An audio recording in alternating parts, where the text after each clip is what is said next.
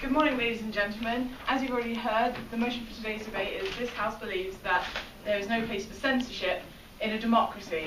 So to get some parameters in so we can focus our debate a bit more, when we talk about censorship, we want to consider censorship as either the heavy restriction or more particularly the banning of specific images, articles, even talking about social media tweets, etc., from the public who have a right, in our opinion, to that information.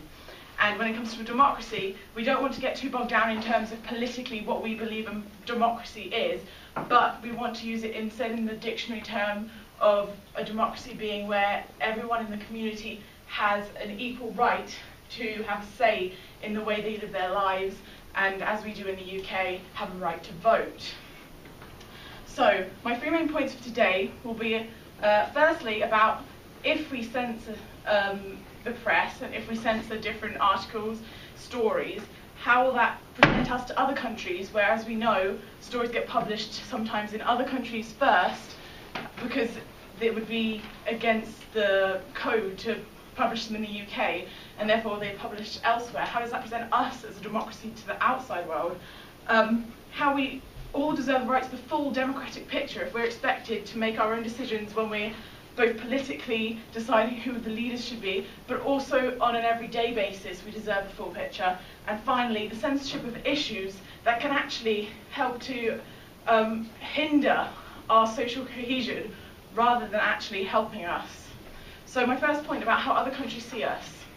Now, I doubt that you really see the significance in, well, perhaps what could be seen as slander of the royal family or other perhaps slightly inappropriate pictures or articles about celebrities that aren't published in the UK and instead go to places like France first, where they're a lot more liberal about what they're allowed to write and perhaps would like to do so because it could be seen to demean England and to mock us in a way.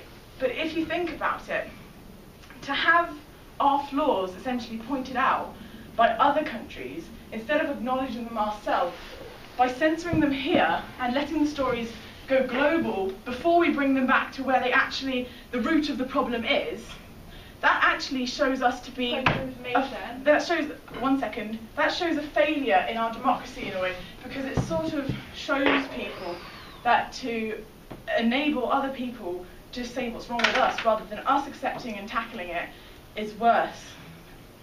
France is also a democracy. Surely if the things are censored everywhere in every democracy, it would actually cause less embarrassment and less damage than if nothing was censored at all. If everything was censored, well, or if it was censored in every democracy, as you say it like that, how would you know where the line is to draw that? And if you do decide to make it global rather than focusing on this house, which is UK, if we're talking about not just England, and Europe, and on a wide scale the globe, that's where the question of what a democracy is, I'd like to finish the point first, what a democracy is comes into play a lot more, because there are different interpretations of democracy. We know what our country is like, and we know what would be acceptable to be printed here. If we make it further out, there comes into play different cultural perspectives more, and perhaps that would mean that things that were simply not the opinion of the specific democracy at hand would be banned in other countries, which would be purely unfair. The second point about the full democratic picture, this is quite a simple point actually, but actually is perhaps the most poignant in the fact that we're expected in a democracy to make informed decisions about who we elect, and to not give everybody the right to all the information that they need is simply unpolitical and will result in the channeling of votes to the direction of the government. And finally, just to leave you with this point, the censorship of issues. Let me ask you about how many of you have watched an 18 film, even though none of us are 18, and what about the issues tackled in those films? Perhaps rape, perhaps homosexuality, which could be considered to make the film inappropriate for a 16-year-old, even though those are issues that they would have to face. What is the logic in that censorship? So, today I've told you about the way that other countries perceive us. If we censor issues that then they get to talk about that are actually affecting us more than them. The fact that we need the full democratic picture if we are expected to vote in a fair manner over the issues in our society and who is meant to be leading us.